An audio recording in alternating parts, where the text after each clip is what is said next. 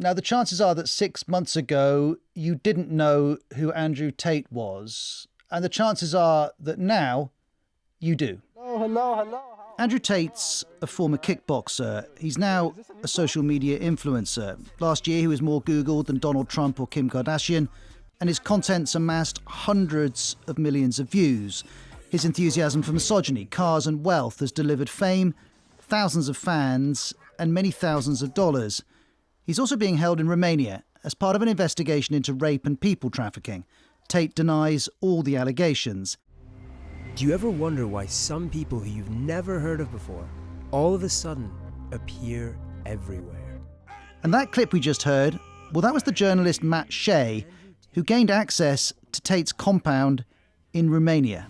To get inside, I had agreed to endure a professional cage fight in Romania. I know he's going to lose, but wow, he's actually in there. Along with 100 Tate superfans. Matt Shea, welcome to the Media Show. Thank you. You've made this film for Vice. It's called The Dangerous Rise of Andrew Tate. I wonder when you first decided to try and make contact with him. Well, I was actually first brought onto this story by a brilliant journalist and producer called Jamie Tozin, who's been following Andrew Tate for years before he became famous. So by the time we were filming in his compound in Romania, were positioned in such a way that he was just, the calls for him to be deplatformed were just happening, and we had a kind of inside view of him and his inner circle dealing with that. And how do you go about requesting access to Andrew Tate's compound and requesting an interview? Well, I think Andrew Tate was and his team are quite aware of the fact that any publicity, even bad publicity, would help them. And that was perhaps one of the reasons they decided to let us in. I think what they didn't realize was that we were also simultaneously doing an investigation into him that ultimately led to us speaking to, for the first time, some of the women from his past who alleged that he raped and abused them. And when he and his colleagues agreed to let you into his compound and to film, did they give you conditions? Did they say, well, you can do this, you can't do that, you can ask this, you can't ask that? Well, we're always upfront with him that we would be making an objective documentary and telling all the facts as we saw them. But yes, when we were there, there were attempts to control our access. We had chaperones constantly. We were told, don't go in there. That door's locked. If you try and go in there, someone will put a gun in your face. We had, sort of tall, scary, intimidating, strong men behind us when we were interviewing everyone, monitoring our questions and all of that. So, yeah. Well, thank you for coming on to speak about your film. And Andrew Tate's story more broadly connects directly to how media content is made, distributed, moderated and consumed. And we're going to spend today's edition of The Media Show understanding that with the help of Matt Shea, but also with Helen Lewis, who's staff writer at The Atlantic, also presenter of the recent BBC podcast series, The New Gurus, which looks at online personalities with big followings. Hi, Helen. Would you consider Andrew Tate a form of guru? Oh, absolutely. He fits very firmly into what's known as the kind of manosphere. So these are a suite of gurus who attempt to tell young men how to live. And, there is a very strong ideology behind them, which is that as a form of masculinity has been lost. And, having watched Matt's excellent documentary, the thing that strikes me is it's very much like a 13-year-old's boy's idea of what it means to be a man. A guy goes up and introduces himself, my name's Alpha Wolf. And how Matt did not laugh at that point. But it's like so much stuff on the internet where it is both ironic and not ironic, in the sense that they're saying, I'm a misogynist. Of course, everyone calls me a misogynist, and there's understood to be a performance there, but it is also serious at the same time. And that's something I think journalism really struggles to grapple with, is saying that someone is putting on a show for you, but underneath the show, there is something nasty going on at the same time. And we're going to get into those dilemmas, questions for journalists when they choose to interact with someone like Andrew Tate. Let's also bring in Scott Galloway, host of the biggest business podcast in the US, the Prof G Show, as well as being host of Pivot. Many of you listening will know it. It's a hugely popular tech podcast. Scott Galloway, you're very welcome to the Media Show. Thanks for your time today. Thanks for having me. What lessons are you taking for the media from the story of Andrew Tate and the extent to which his content is consumed? I think it's more spectacle than significant. The real learning is how to game the system. And that is, he encourages people to put out thousands of videos that go shorter and shorter and shorter. And he's tapped into the same rage machine that the algorithms love, that both Donald Trump and Elon Musk have tapped into. And that is the optimal piece of content is something short, compelling, resonates with 60% of your audience, and enrages the other 40%. Because the moment you have rage and conflict around content, you get a lot of clicks, and the algorithms go, we like this.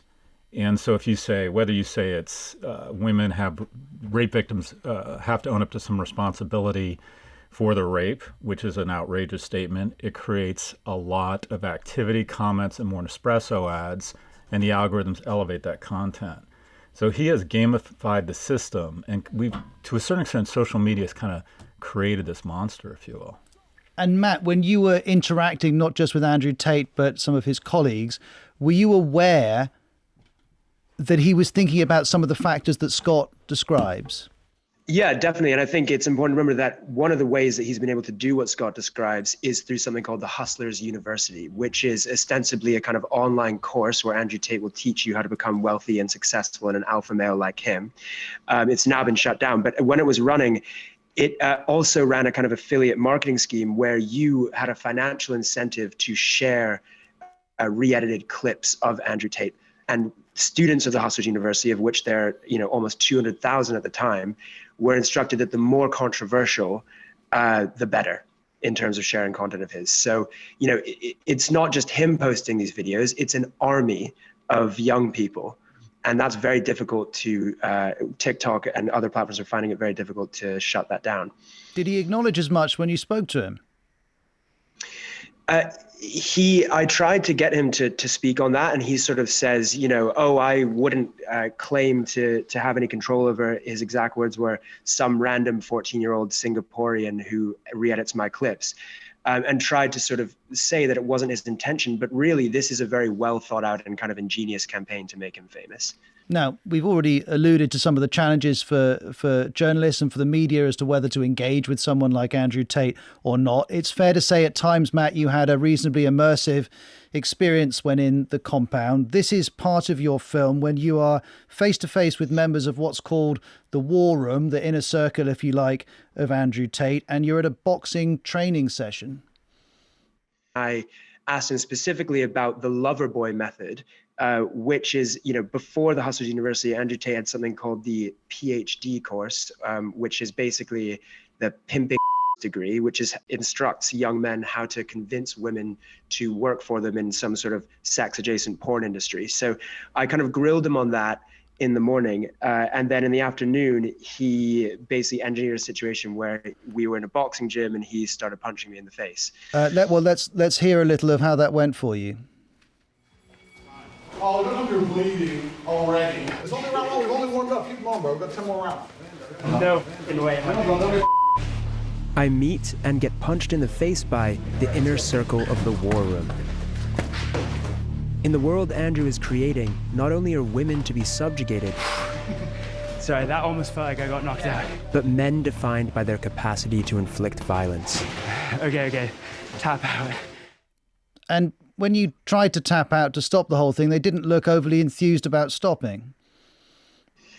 Yeah, one of the things they said was if this was a street fight, you couldn't tap out.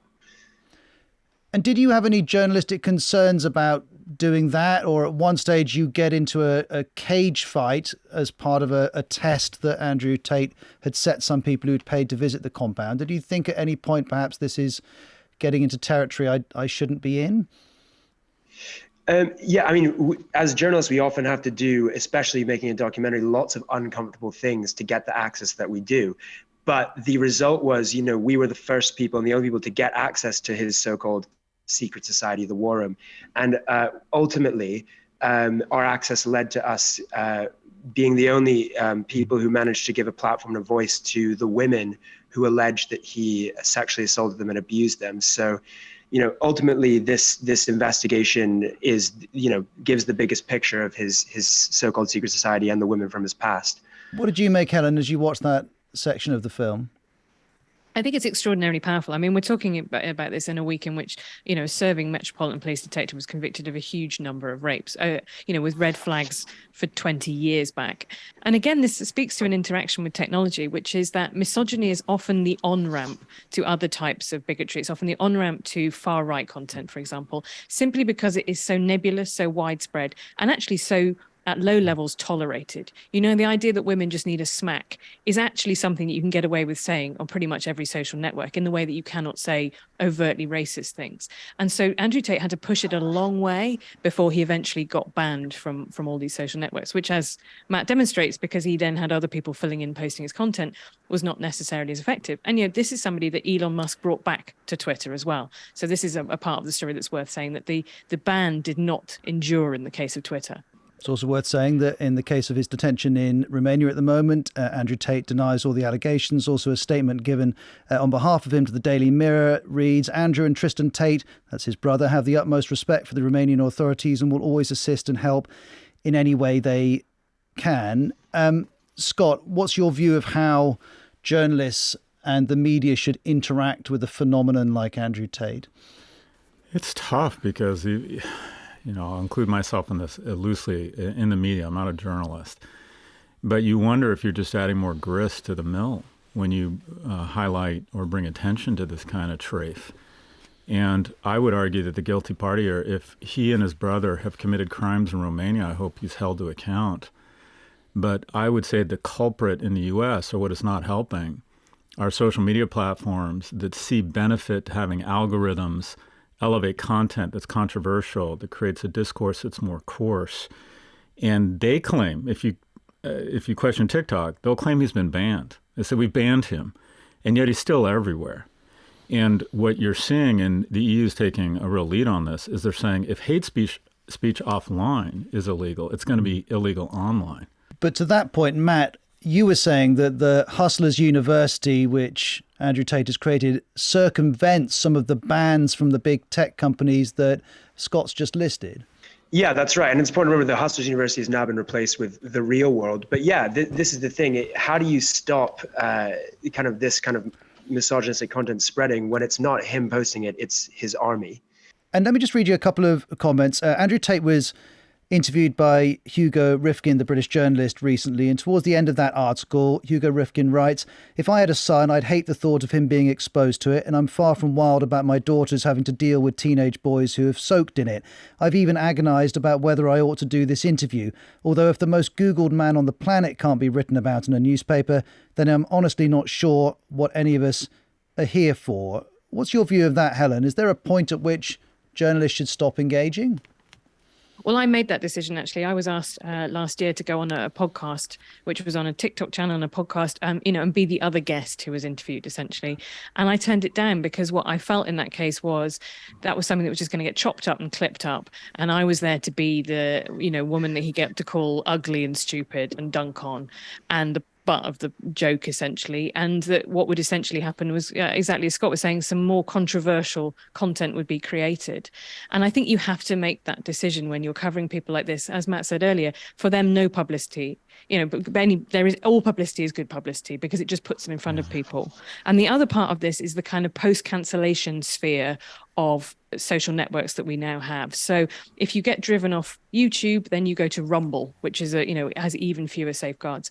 Hustlers University takes place on Discord, which is chat servers that are closed to outsiders. You can't surf past them accidentally. The TikTok algorithm itself is incredibly opaque. We don't know what it prioritizes, who's in charge of it, what the rules of it are. So that is the other part of this, is that it's impossible. Actually, functionally, what happens is people get driven to places where you and I can't see them anymore. My TikTok algorithm delivers me videos of sharks and horses having their hooves cleaned. If I had logged into that and signed up as a 14-year-old boy and watched a few of these videos, it would be very different. And, I interviewed Jordan Peterson, who is in a different part of the manosphere from Andrew Tate in 2018. But my male friends kept reporting to me that when they watched that on YouTube, they were then served 15 more Jordan Peterson videos. The algorithms know very much what it is that, who you are demographically and what you want to watch, and they serve you more and more of it. I was going to say, I think sort of one exception to that is providing a useful context for people to learn about Andrew Tate within. So, for example, he's already out there, right? His content has been viewed over 13 billion times on TikTok alone, right? So if your viewers haven't heard of him, their sons, their nephews will have. And for the first time through our reporting, we've managed to give a voice to kind of women from his past. So now when someone Googles him, they won't just see Andrew Tate and him talking about himself and justifying himself. They'll also get a chance to hear the voices of women who allege that he raped and physically abused them, and make a more informed decision about whether to follow him. If he's committed crimes, and by the way, Helen, I think you made absolutely the right choice, because having someone who's a credible journalist from The Atlantic just creates a halo of credibility that he does not deserve, being in the same room with him. So I think I applaud your decision there. But if he's committed crimes, he should be held accountable. But it's debatable as to whether his content online should be banned. It's unhealthy, it's wrong, but you could find a lot of other content like that that doesn't get banned. What I think we're missing in the media is that I do think there are a lot of young men who are looking for explanation, or they feel as if they haven't been given, that they've been on the wrong end of a societal movement and that they aren't being treated fairly. And I think there is a lot of evidence showing that no cohort has fallen further faster than young men, and that there's a certain amount of masculinity, whether it's being aggressive or physically strong, that is conflated with toxicity. You hear the term toxic masculinity more than you hear the term masculinity. And if we want to talk about what the media can do to help here, other than highlighting how wrong he is, which quite frankly is attractive to many young men, it's to start finding positive role models of masculinity and lifting them up, and recognizing that there is more benign and positive masculinity in the world than there is toxic masculinity. We need to fill this void, because there is a void there. There is a need amongst young men to understand why they are failing. Helen, do you think there's a void that the media could fill, to use Scott's phrase? I think there's definitely something I found all the way through making the new gurus, which is a kind of search for either replacement father figures or replacement kind of, for the sort of bar, the pub, the kind of place, male spaces dominated by men, where men can hang out. And I think that is one of the things that is a downside to so much more of social life having moved online, is instead of going down to your local Wetherspoons, where a kind of cross-section of people were there saying, don't worry, lad, it'll all work out in the end. Instead, young men end up finding themselves falling into these circles. The bit where I slightly deviate with it is that something I saw with all of the gurus, and something that makes you very appealing online, is a sense of injustice and being wronged. And this is sometimes voiced by actual literal millionaires and people with, Russell Brand has got 6 million subscribers on YouTube and presents himself as this tiny henpecked voice standing up against the man. Well, he's any definition of the man that you want to have. So while I have sympathy with Scott's position, I would also caution about uncritically accepting any guru's grievance narrative. What Matt does very successfully, is what he's talking about there, is contextualizing Andrew Tate. So you don't just give Andrew Tate a platform to do the performance of Andrew Tate-ness, which is, to be clear, extraordinarily charismatic and captivating, but you put it in the context of both the victims of the allegations. And one of the things I think comes out very strongly in the Vice documentary is that he's got a set of lines as good as any politician I've ever worked with. And actually, if you get beyond the lines, he starts umming and ahhing and looks very uncomfortable. So what you have to be very careful not to do is set it up like a cage fighting match. The guy's a kickboxer. He's like a heel in wrestling, and he will play that. But what you have to do, I think now we have to think more about in the media, is about the idea that when you put out to your audience, what's the package? What's the stuff you put around it? How do you give people the information to understand not just this captivating performance that they're seeing? But Helen, you're right. If we watch the whole of Matt's documentary, there's a huge amount of context which is valuable to judge the exchanges with Andrew Tate. But actually, Matt, you document yourself how you went onto his podcast, and then your appearance on that podcast and the way that Tate dealt with you was chopped up in a way that presented the whole thing to viewers on TikTok in a way that didn't really represent what had happened. So even though you were taking as many precautions as you could, your involvement with Tate instantly got misrepresented. That's the reason I went on the podcast, was to try and figure out how this machine works. And you're right, within within minutes of going on there, his army were cutting, that podcast up and resharing it and manipulating it in lots and lots of ways. However, now, if you look him up along with my name or along with Vice News, you'll hear from the women who allege that he, again, raped and physically abused them. And also you'll hear what we've also published, which is voice notes from these women. And this is the really crucial thing, which purportedly appear to show Andrew Tate discussing and admitting to these crimes. Voice notes which were submitted to the police and the Crown Prosecution Service in the UK, and they declined to prosecute.